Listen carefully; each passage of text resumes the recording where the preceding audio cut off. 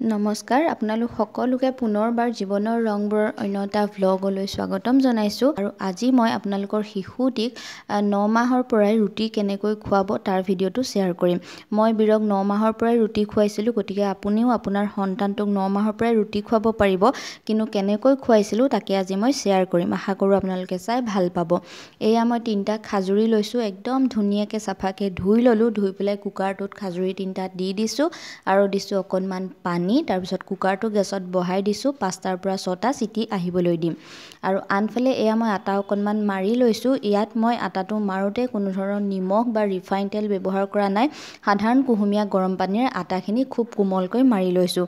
আৰু এতিয়া আপোনাৰ কণমানিটোৰ জোখত, যিমানকণ জোখত ৰুটিকণ খাব বুলি ভাবে সেইটো হিচাপত ৰুটিখন বেলি ল'ব।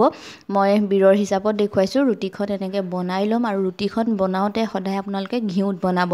ঘি নহ'লে বাটাৰ দিও বনাব পাৰে, কিন্তু ঘিউত বনালে মানে ৰুটিখন বেছি কোমল হয়। সেইকাৰণে মই বীৰক খুৱাওঁতে সদায় ৰুটি ঘিউত বনাওঁ।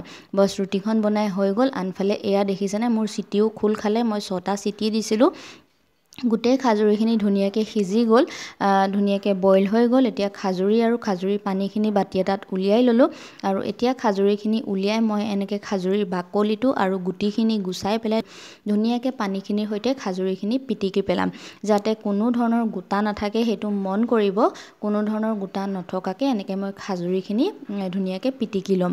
আৰু এতিয়া সেই খাজুৰি আৰু খাজুৰিৰ পানীখিনিতে মই যিখন ৰুটি বনাই লৈছিলোঁ সেই ৰুটিখন এনেকৈ কুটি দিম।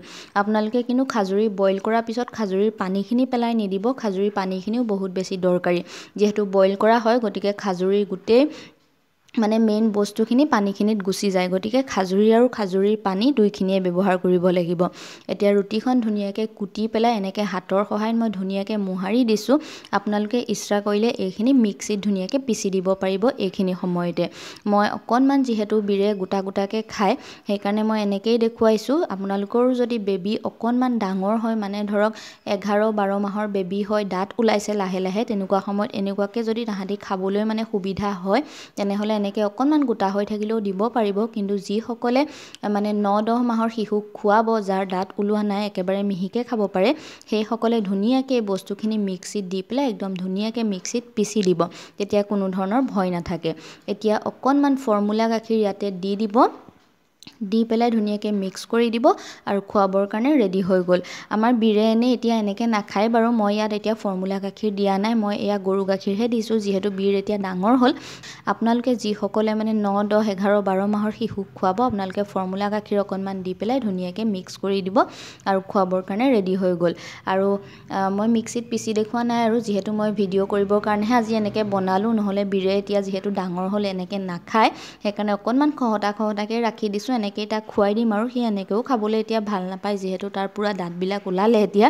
সেইকাৰণে সি আমি খোৱা নিচিনাকৈ ৰুটি খায়, কিন্তু আজি মই ভিডিঅ' কৰিলোঁ কাৰণেহে এনেকৈ দিছোঁ। সেইকাৰণে মই মিক্সিত একেবাৰে পিচি দিয়া নাই, মিক্সিত পিচি দিলে মোৰ নষ্ট হৈ যাব।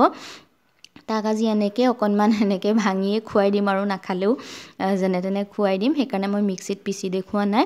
আপোনালোকে যদি আপোনালোকৰ বেবীৰ অকণমান দাঁত ওলাইছে, এনেকৈ খুৱাব পাৰিব। আৰু যদি একেবাৰে সৰু বেবী হয়, 9, 10, 11 মাহৰ বেবী হয়, তেনেহ'লে এইখিনি একেবাৰে শেষত বা গাখীৰ দিয়া আগত ধুনীয়াকৈ মিক্সিত পিচি দিব। আশা কৰোঁ ভিডিঅ'টো চাই আপোনালোকৰ ভাল লাগিলে। লগ পাম অন্য এটা ভিডিঅ'ত। আজিলৈ আহোঁ, ধন্যবাদ।